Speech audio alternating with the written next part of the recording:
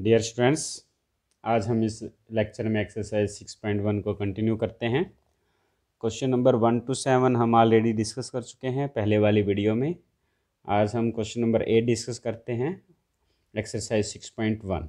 Okay students, in the statement of exercise in the statement of question number 8 here a body rest in contact.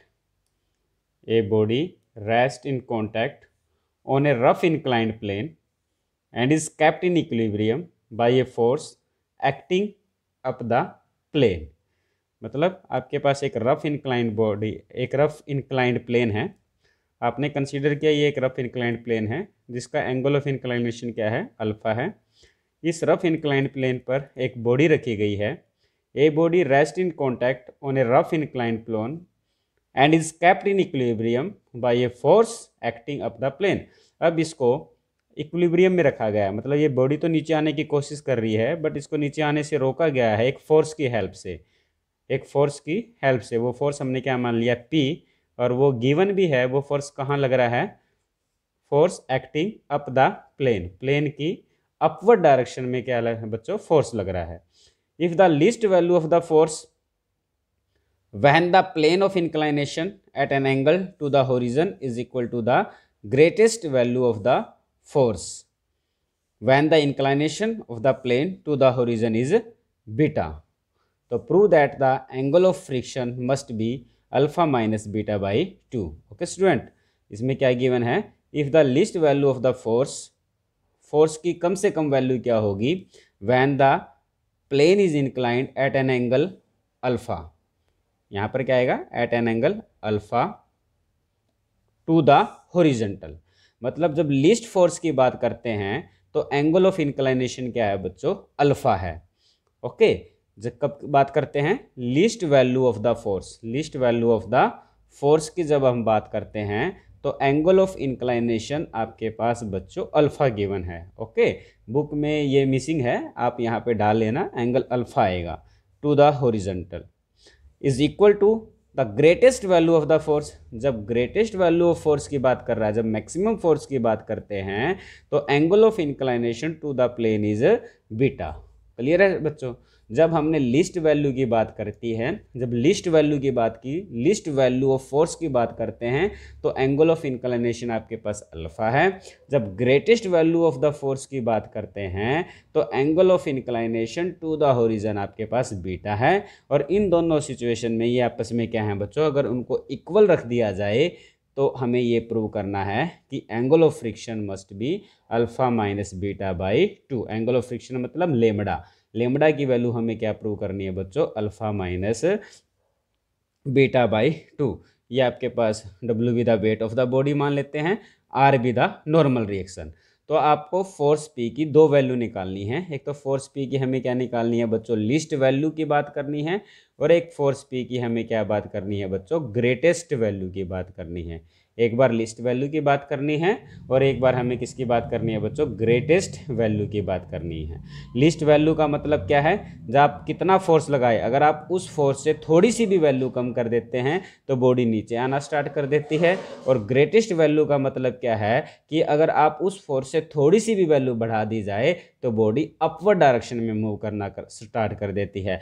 ऐसा सब कुछ हमने discuss किया था बच्चों आर्टिकल नंबर 6.10 में। तो आर्टिकल 6.10 का यहाँ पर कंप्लीट आपको रिपीट करना है। तो उसमें आपने लिस्ट वैल्यू ऑफ फोर्स की वैल्यू निकाली थी कि जो P1 आया था लिस्ट वैल्यू, वो आपके पास क्या आई थी बच्चों, W times of sine of alpha minus में lambda divide by cos of lambda. ठीक है, इन आर्टिकल 6.10 जब लिस्ट वैल्यू ऑफ फोर्स की बात करते हैं। और ग्रेटेस्ट वैल्यू ऑफ फोर्स की बात करते हैं तो आपने फोर्स की वैल्यू निकाली थी बच्चों, P2 is equal to W sine of beta plus lambda divide by cos of lambda. Okay, angle of alpha आपके पास है। जब लिस्ट फोर्स की बात करते हैं तो एंगल ऑफ इंक्लाइनेशन आपका अल्फा है, और जब ग्रेटेस्ट फोर्स की बात करते हैं तो एंगल ऑफ इंक्लाइनेशन आपका क्या है, बीटा।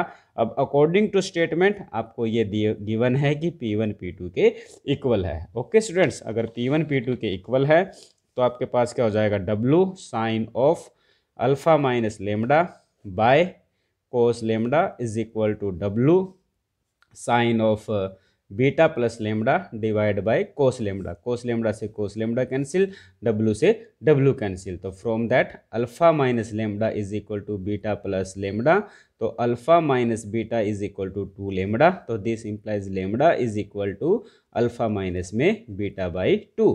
हमें यही शो करना था कि जो एंगल ऑफ फ्रिक्शन की वैल्यू है वो क्या आ जाए आपके पास, alpha minus beta by 2। Okay बच्चों, इस क्वेश्चन में हमें क्या यूज करना है, आर्टिकल 6.10 यूज करना है। आर्टिकल 6.10 में भी आपने जो फोर्स है वो up the plane along the plane लगाया था, और आर्टिकल 6.10 में आपने फोर्स हॉरिजॉन्टल लगाया था, और आर्टिकल 6.12 में फोर्स आपने क्या लगाया था, एक इंक्लाइंड प्लेन पे लगाया था जो प्लेन के साथ एंगल थीटा बनाता है। ठीक है, तो ये अप द प्लेन का केस है, तो इसका मतलब आर्टिकल 6.10 की बात करते हैं, उसमें आपने लिस्ट फोर्स की वैल्यू ये निकाली थी और ग्रेटेस्ट फोर्स की वैल्यू हमने ये निकाली थी।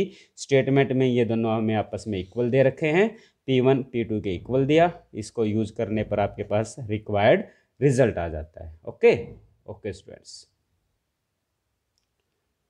अब हम क्वेश्चन नंबर 9 को डिस्कस करते हैं। क्वेश्चन नंबर 9 को डिस्कस किया है। In the question number 9, a body of weight W can just be dragged up a rough inclined plane by a force P and can just be sustained by a force Q. P and Q both acting up the line of the greatest slope through the body. अगर ऐसा है तो show that coefficient of the friction is equal to that P minus Q by root of 4W square minus P plus Q का whole square, और angle of friction जो है वो आपके पास क्या आ जाए, sine inverse of P minus Q divide by 2 root of W square minus में PQ। ओके स्टूडेंट्स, तो ये भी आपका जो क्वेश्चन है वो बेस्ड है टोटली ऑन आर्टिकल 6.10 पर। ओके स्टूडेंट्स, इसमें भी आपके पास क्या दे रखा है, आपके पास a body of weight W, मान लिया कि ये आपके पास एक रफ इंक्लाइंड प्लेन है, ये कंसीडर किया आपने rough inclined plane. A body of weight W, इसके ऊपर कोई भी एक बॉडी है जिसका वेट आपके पास क्या दे रखा है बच्चों, W दे रखा है।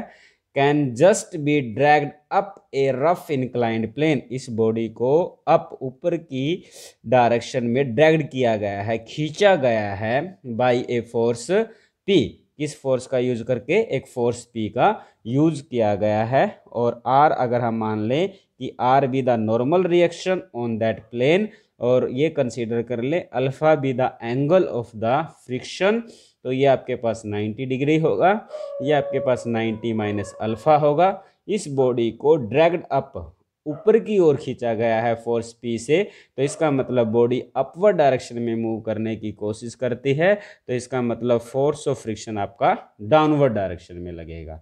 क्लियर है स्टूडेंट्स? ओके, तो अब इन सभी फोर्सेस को हम अलोंग द प्लेन बच्चों रिजोल्व कर लेते हैं।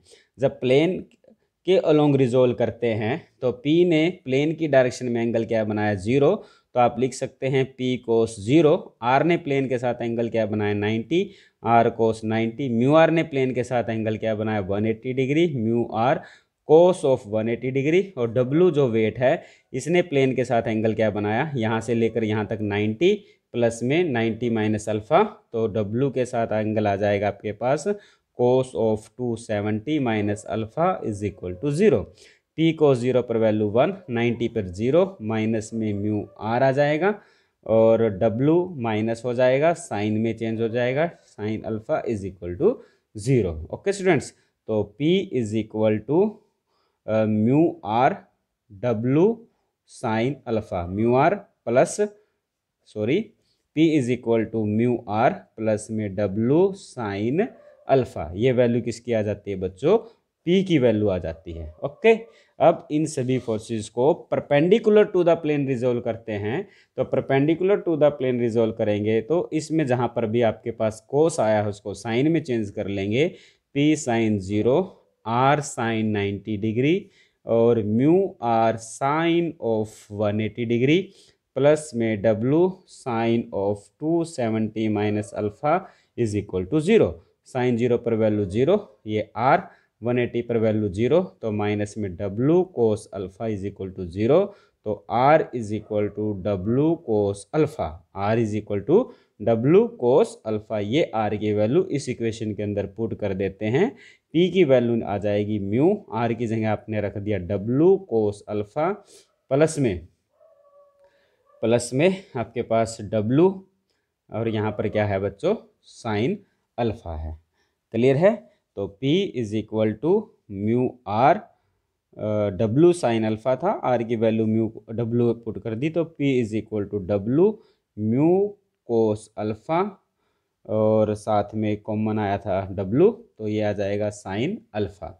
ओके स्टूडेंट्स, तो जो P की वैल्यू है वो आपके पास क्या आ जाती है, P is equal to W mu cos alpha plus में कोस अल्फ़ा। ओके स्टूडेंट्स, अब हम सेकंड केस करते हैं इस क्वेश्चन का। सेकंड के पार्ट में क्या है, a body of weight W can just be dragged up, ऊपर खींची गई है, by a rough inclined plane by a force P, and ये तो यहाँ तक तो हमने कर लिया P के लिए। अब क्या कहते हैं, and can just be sustained by a force Q। अब इसको एक फोर्स Q से जस्ट सस्टेन्ड रोका गया है, मतलब अगर आप Q फोर्स से थोड़ा सा भी फोर्स अगर कम कर देते हैं तो वो बॉडी नीचे आना स्टार्ट कर देती है। ओके, अब सिचुएशन क्या है कि ये आपके पास कोई भी एक रफ इंक्लाइंड प्लेन है, यहाँ पर कोई भी एक बॉडी है जिसका वेट W है, R उसके कोरस्पॉन्डिंग आपने क्या कंसीडर किया, R आपके पास एक नॉर्मल रिएक्शन है, और Q एक फोर्स है जिससे बॉडी को क्या किया गया है बच्चों, सस्टेन्ड किया गया है, रोका गया है। अगर आप Q को थोड़ा सा भी कम कर देते हैं तो बॉडी नीचे आना स्टार्ट मूव कर देती है। तो इसका मतलब जो फोर्स ऑफ फ्रिक्शन होगा इस केस में वो अपवर्ड डायरेक्शन में होगा, तो म्यू R यहाँ पर होगा बच्चों अपवर्ड डायरेक्शन में।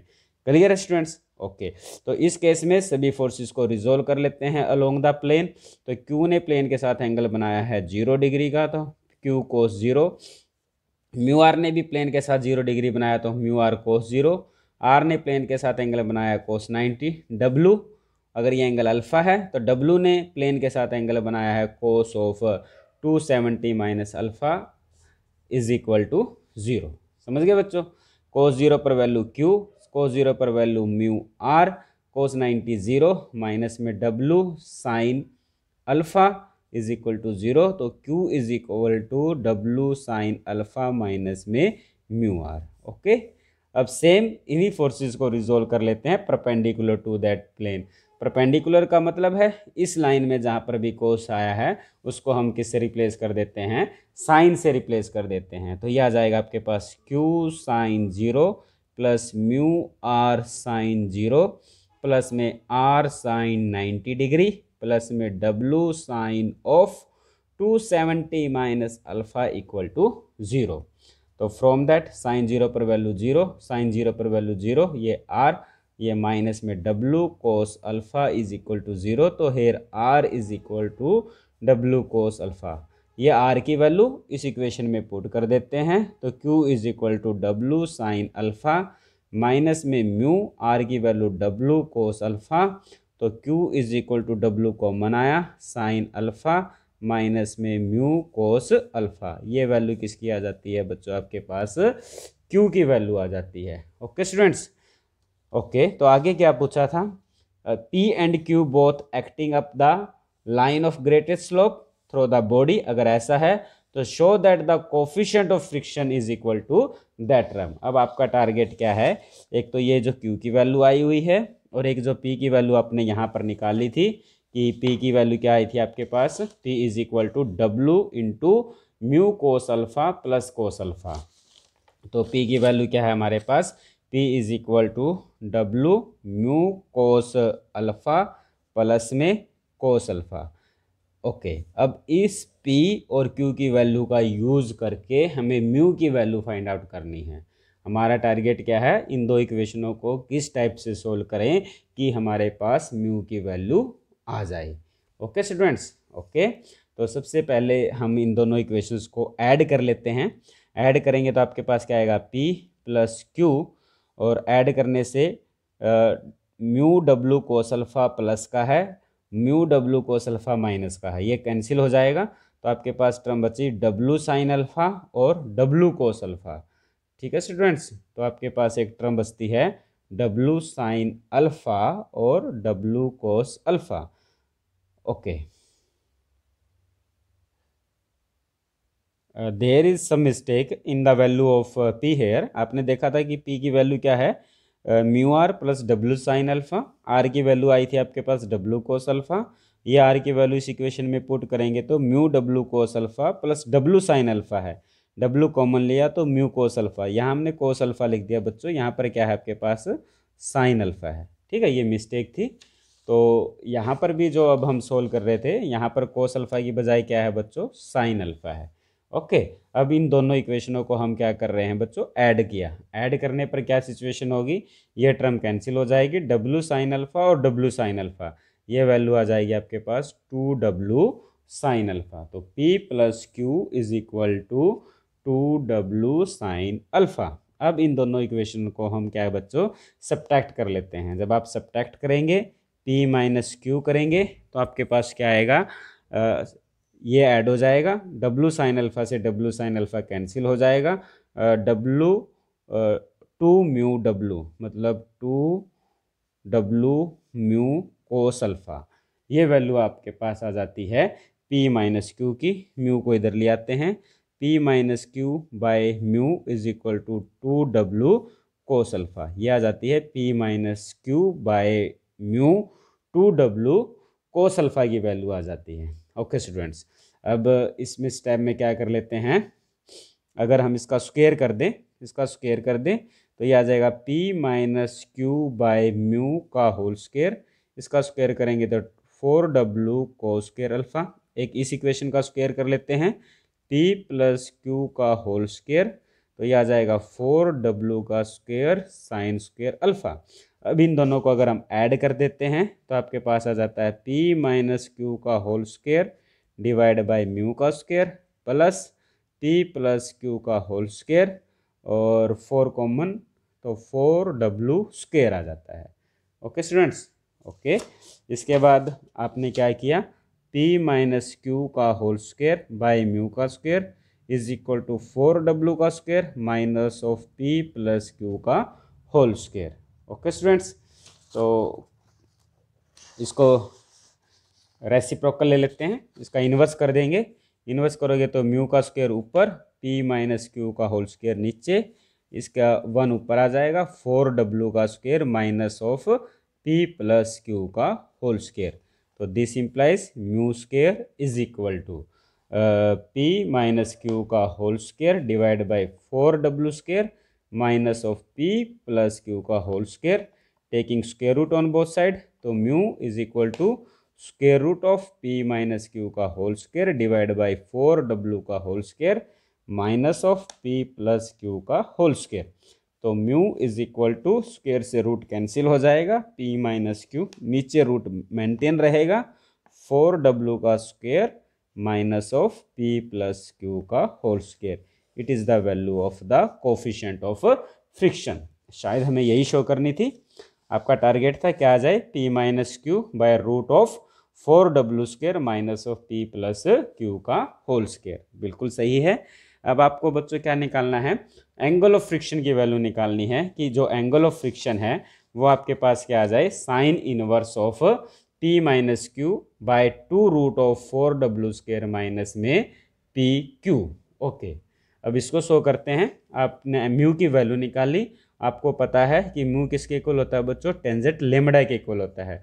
तो tangent lambda is equal to p minus Q by root of 4w square minus of p plus Q का होल स्क्वायर। इसका मतलब ये हुआ कि अगर आप ये ट्रायंगल ले लें, राइट एंगल ट्रायंगल, अगर यहाँ पर लेमडा की बात करें तो ये आपके पास p माइनस क्यू होगा, और इसकी बात करें तो ये आपके पास 4w का square minus of p plus Q का होल स्क्वायर होगा। इन दोनों का यूज करके हम हाइपोटेनियस की वैल्यू निकाल लेते हैं। हाइपोटेनियस की वैल्यू हो जाएगी, अगर आप इसको ट्रायंगल का नाम ले लें ओ ए और बी, तो O B square is equal to square of P minus Q का whole square plus square of that term 4w का whole square minus of P plus Q का होल स्क्वायर। Clear students? इसको solve किया, P का square plus Q का square minus 2pq 4w का square, इसका square open किया, minus P square minus Q square minus में 2pq, पी स्क्वायर से पी स्क्वायर क्यू स्क्वायर से क्यू स्क्वायर, तो ये आपके पास आ जाता है 4w स्क्वायर माइनस 2pq और माइनस 2pq माइनस में 4pq। Okay students? ओके, तो from that O B is equal to root of 4w square minus में 4pq, 4 कॉमन लिया तो 2 root of w square minus में pq। तो इसका मतलब ये जो वैल्यू है, सॉरी यहाँ अल्फा है, लेमडा है, तो ये जो हाइपोटेन्यूस की वैल्यू आ जाती है 2 रूट ऑफ 4w का स्क्वायर माइनस में pq। तो आपके पास साइन लेमडा क्या हो जाएगा, p by H means p by sine lambda is equal to p minus Q by 2 root of w square minus p square. तो this implies lambda is equal to sine inverse of p minus q divide by 2 root of w का square minus में pq। Clear है students? और हमें यही show करना था कि जो एंगल ऑफ फ्रिक्शन क्या आ जाए, p minus Q by 2 root of w square minus pq। और अपनी वैल्यू जो हमने निकाली है बच्चों, वो भी आपके पास यही है कि sine of lambda is equal to p minus Q by 2 root of w square minus में pq। ओके स्टूडेंट्स, बुक में आपके पास जो बुक है उसमें यहाँ पर p माइनस क्यू के बजाय बच्चों क्या दे रखा है, q माइनस p दे रखा है। बुक में इस p माइनस क्यू की बजाय q माइनस p दे रखा है। अकॉर्डिंग टू मी, मुझे लगता है कि बुक में कुछ गलत है, यहाँ q माइनस p की बजाय p माइनस क्यू आना चाहिए, क्योंकि p आपके पास ग्रेटेस्ट फोर्स है, q आपका लीस्ट फोर्स है, तो ग्रेटेस्ट माइनस लीस्ट ही होना चाहिए यहाँ पर। Okay students? तो ओके।